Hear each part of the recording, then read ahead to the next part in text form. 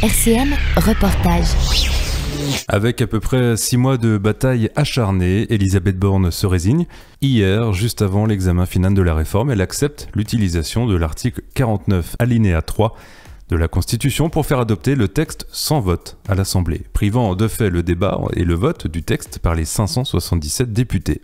En réaction, les députés de la NUPES debout déclenchent en chœur la Marseillaise, point levé, munis de leur affiche démocratie et 64 ans c'est non. Leur voix résonne dans toute l'enceinte, un peu partout en France. Des rassemblements spontanés se sont créés suite à cette décision. Nous avons contacté Thibault Bazin, membre des Républicains, élu député dans la 4e circonscription de Meurthe-et-Moselle, soit tout le sud du département, afin d'avoir son ressenti sur cette journée et l'utilisation en dernière minute du 49.3. Thibault Bazin, bonjour. Bonjour Vincent. Alors vous êtes député Les Républicains. Qu'est-ce qui s'est passé hier selon votre vision des choses ? Hier, c'était une journée qui n'était pas du tout prévue comme cela. Moi, pour ma part, je suis parti très tôt de chez moi à 5h15 pour être à l'Assemblée de bonne heure. Pour lire le texte de la commission mixte paritaire, puisque la veille, on n'avait pas encore le texte à 23h. Texte qui compte plusieurs dizaines de pages, puisqu'il y a une vingtaine d'articles que j'ai lus durant la matinée. J'ai fait mon avis final sur le vote, préparé mon explication de vote, et puis tout d'un coup, à 15h, d'ailleurs, le gouvernement n'était pas là à 15h, donc on a dû suspendre et attendre qu'il arrive. On s'est retrouvé dans une espèce de chaos généralisé. Moi, j'ai jamais vu ça en 6 années. J'ai été saisi d'un profond malaise parce que on n'entendait rien. Ça criait, ça hurlait. On avait des scènes des deux extrêmes qui étaient il y a eu la Marseillaise d'entonner, c'est ça, de chanter. On prend en otage le chant. Voilà, on peut exprimer des désaccords, on peut exprimer des mécontentements, mais on doit le faire dans le respect des lieux, des institutions, et surtout qu'on puisse s'écouter. Sinon, ça devient inaudible et on peut pas créer du chaos permanent. Et donc moi parce que les scènes que j'ai vues étaient profondément irrespectueuses de nos institutions. Il y avait un côté séditieux qui est à mon avis dangereux. Cela étant dit, on a tout d'un coup eu l'annonce, même si on a eu du mal à l'entendre, du 49.3. Alors après une nuit de réflexion, je me dis mais finalement ils ont choisi de passer par un projet de loi de financement rectificatif de la sécurité sociale. Ce choix permet d'utiliser le 49.3 à tout moment, de manière illimitée, puisque c'est un texte budgétaire. Et finalement, en faisant ce choix initial de passer par un PLFSS, c'était lié d'une certaine manière et quasiment cousu de fil blanc, même si on nous avait dit tout le contraire. Le problème, c'est la méthode. C'est qu'à partir du moment où on choisit un PLFSS, les délais sont contraints. Et donc on se retrouve à discuter en commission, en séance sur des délais très contraints, ce qui fait qu'on se retrouve à plus discuter de la forme que du fond. Et d'ailleurs, de passer par un PLFSS, ça biaise aussi le périmètre, puisqu'il faut que tout ce qu'on discute puisse être lié à un budget de la sécurité sociale.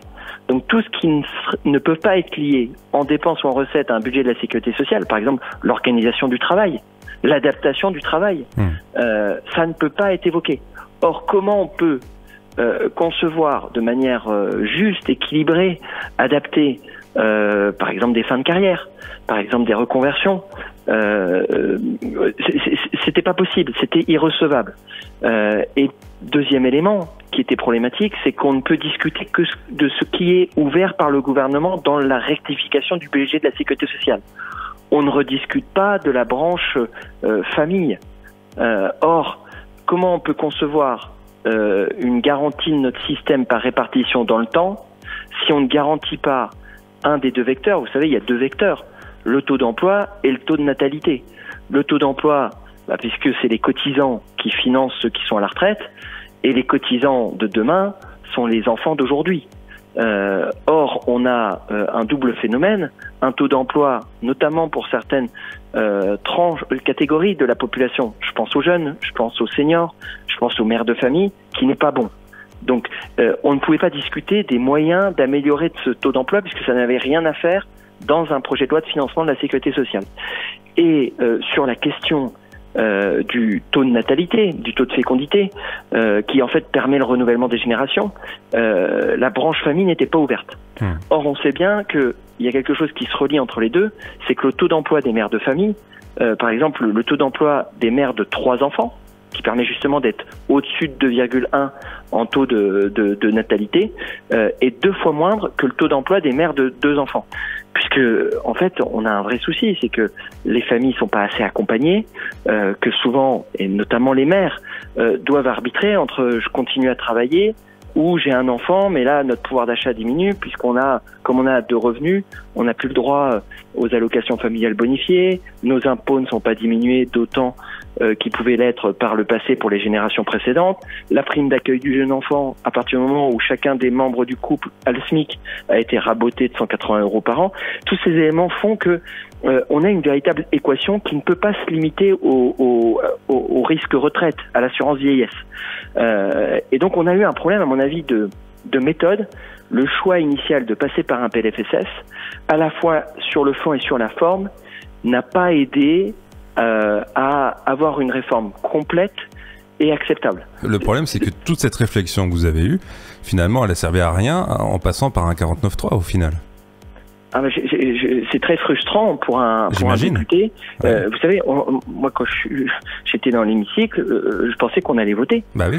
Et puis après, j'allais dire, si tous les votes doivent être garantis à l'avance, ça se saurait. D'ailleurs, c'est déjà arrivé depuis le début du quinquennat. Moi, j'ai même fait voter des amendements alors qu'il y avait des avis défavorables du gouvernement et du rapporteur. Ça peut aller dans un sens comme dans l'autre. Après, chacun prend ses responsabilités. Et on a le droit aussi d'être partagé en disant oui, une réforme est nécessaire. Oui, il faut garantir l'équilibre. Et je pense que les objectifs, voilà. Oui, il faut corriger des injustices sociales. Et le plus important, c'est le comment. Et je pense que c'est important pour des parlementaires de parlementer. Bah oui. Or là, on a été privé en commission. On n'a pas pu aller au-delà de l'article 2. Et en séance, on n'a pas pu aller au-delà de l'article 2. Sur un texte de 20 articles, moi, il y a des articles qui vont dans le bon sens. Vous prenez l'article qui prend en compte les personnes qui ont fait des travaux d'utilité collective, les TUC, notamment dans les années 80, ça va dans le bon sens. On n'a pas pu dire que ça allait dans le bon sens. Et donc voilà, donc on se retrouve un peu au pied du mur du fait des délais, à lire un texte final pour vérifier, je vous dis, le texte il fait plus de 80 pages, hein, ouais. Pour vérifier exactement par rapport à tous les cas qu'on peut avoir en permanence. Moi je rencontre des gens qui me disent mais moi je dois partir à la retraite à tel moment, qu'est-ce que ça change le texte? À un moment il faut être sérieux, il faut le lire. Est-ce que le compte y est ou est-ce que le compte n'y est pas? Et moi voilà, je suis ni dans le chèque en blanc ni dans les extrêmes qui finalement ne veulent rien. Mais les extrêmes qui s'exprimaient hier, finalement, vous dites c'est irrespectueux, mais parce que j'imagine que eux ont trouvé aussi le gouvernement irrespectueux sur la démocratie. Ah ben je pense que c'est les revers. On a d'ailleurs d'une certaine manière, on a eu des attitudes entre ceux qui finalement ça les arrangeait de pas aller dans le détail du texte et ceux qui étaient finalement opposés à toute discussion. Ça a donné ça. Bah oui. Et le résultat n'est pas bon. Moi, je crois beaucoup qu'on peut, par le dialogue social, par le dialogue parlementaire, trouver des compromis et qu'à un moment, bah voilà, soit on se donne les choses, mais on peut pas.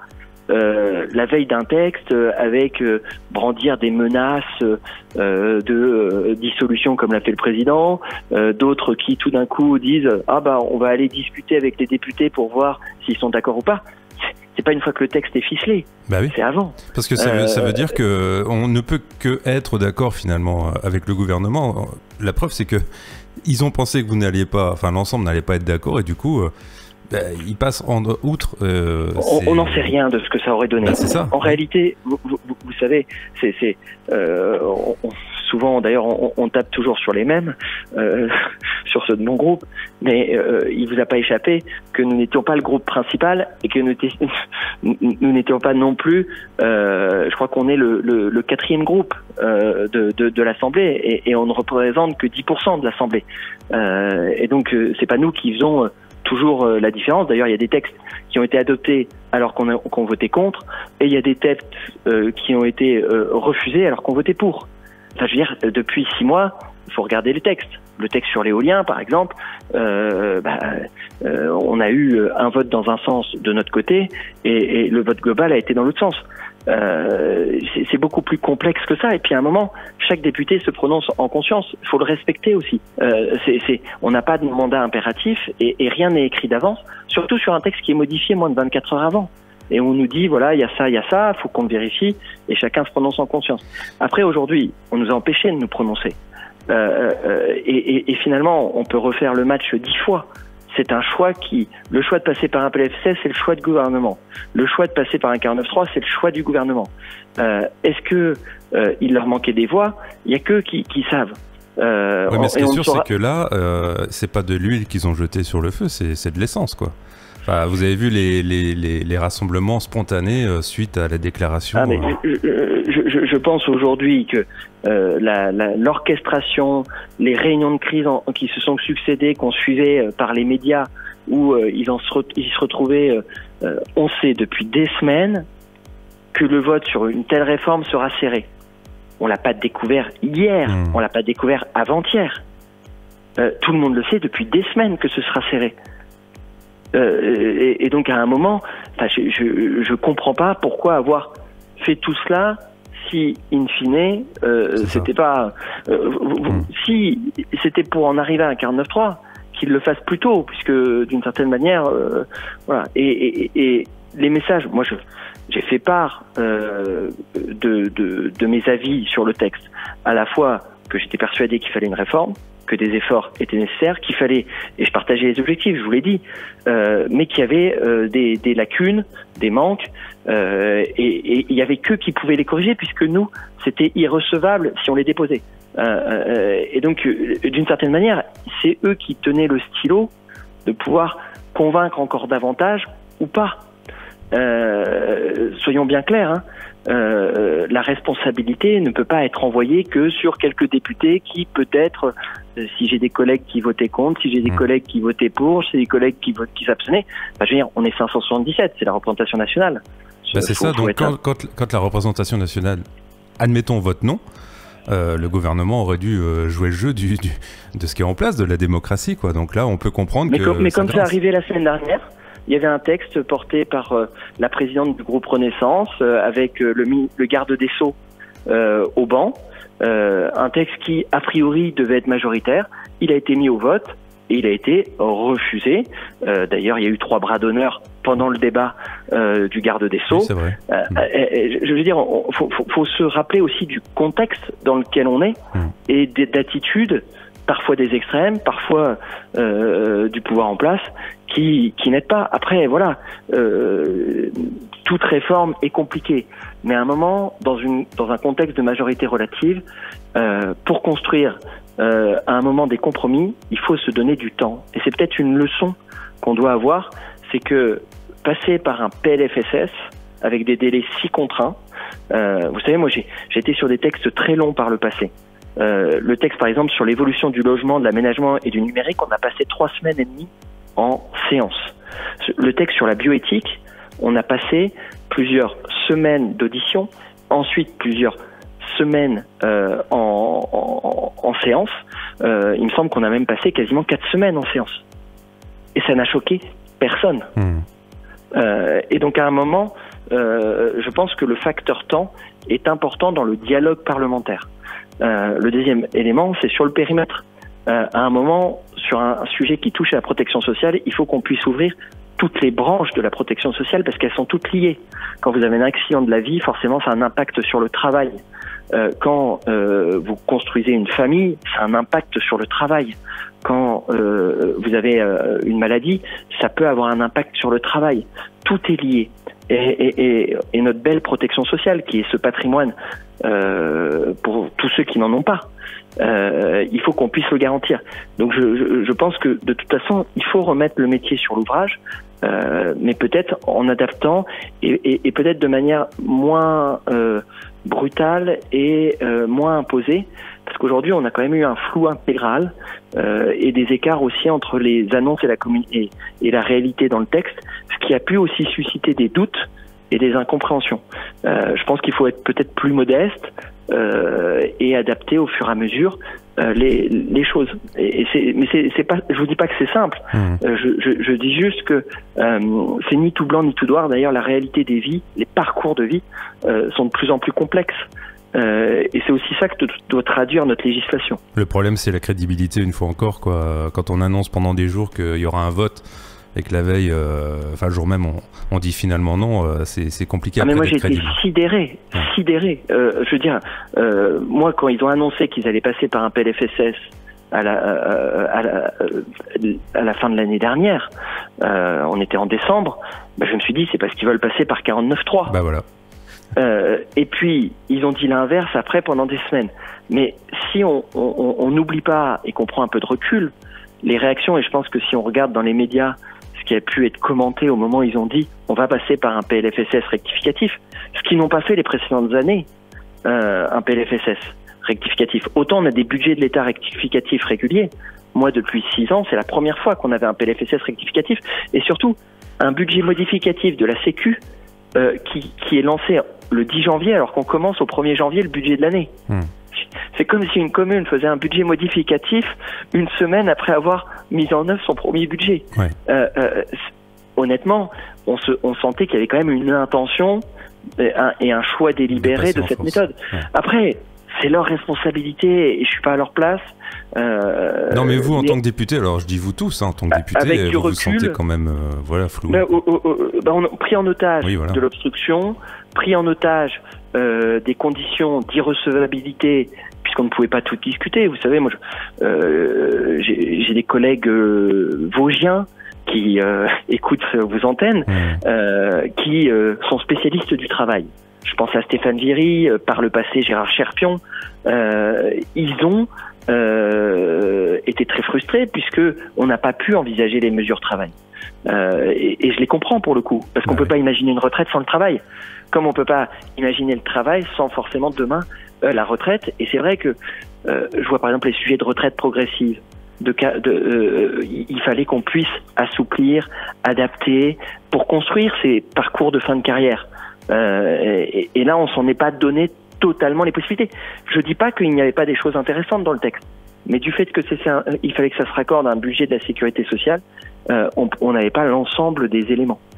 Voilà. Et moi, je suis un peu dépité par à la fois la forme et le fond, mais finalement, avec une nuit de recul, tout était presque écrit dès le départ, puisque dès le mois de décembre, on pouvait prédire que ce serait un vote serré. Dès le mois de décembre, on pouvait prédire qu'il pourrait utiliser le 49.3. Il est temps de conclure, voilà, un député dépité, comme vos collègues. Mais il continuera à se battre pour porter la voix du territoire. Merci pour votre retour sur cet événement. Merci pour votre invitation. Hier. Voilà. Merci à vous, bonne journée. Bonne journée, au revoir. RCM 97.6 FM